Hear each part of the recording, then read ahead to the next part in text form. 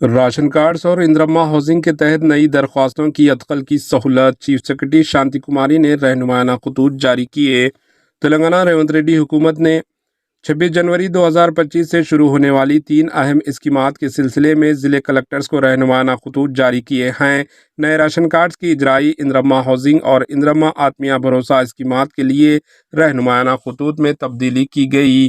Chief secretary شانتی کماری نے احکامات جاری کرتے ہوئے استفادہ کنندگان کے انتخاب کے طریقہ کار میں واقف کروایا۔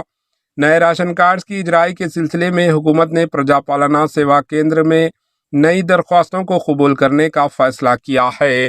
پرجا پالنا پروگرام میں جو درخواستیں داخل کی گئی انہیں دوبارہ داخل کرنے کی ضرورت نہیں ہوگی، جبکہ نئے افراد درخواست اپنے متعلقہ پرجا پالنا سیوا کیندر سے حاصل کر سکتے ہیں۔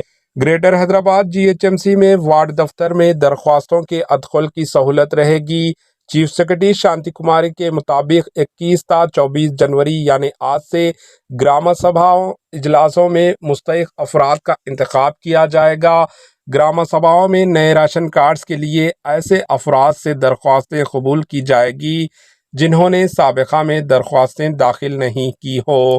گرامہ سبھا میں نئے راشن کارڈز کی درخواست کے ساتھ ہیڈ آف دی فیملی اور افراد خاندان کے نام، تمام کے آدھار کارڈز، کاسٹ، ذات، موبائل نمبر اور مکمل پتہ ایڈریس حاصل کیا جانا چاہیے۔ اندرما ہاؤسنگ اسکیم کے تحت عہدیداروں نے سروے کا کام شروع کیا ہے۔ بتایا جاتا ہے کہ 45 لاکھ درخواستوں کی جانچ جاری ہے۔ گرامہ سبھاؤں میں اندرما ہاؤسنگ کے لیے نئی درخواستیں بھی قبول کی جائیں گی۔ نئی درخواستوں کے حصول کے بعد عہدیدار مستحق افراد کی فہرست لسٹ تیار کریں گے۔ اندرما آتمیہ بھروسہ اسکیم کے تحت بے زمین زرعی مزدوروں کو سالانہ 12,000 روپے امداد دی جائے گی اور امدادی رقم خاندان استفادہ کنندگان کے بینک اکاؤنٹ میں منتقل کی جائے گی۔ چیف سیکرٹری شانتی کماری نے تینوں اسکیمات کے استفادہ کنندگان کے انعقاد میں شفافیت کی ہدایت دی ہے۔ Bureau report, H N news.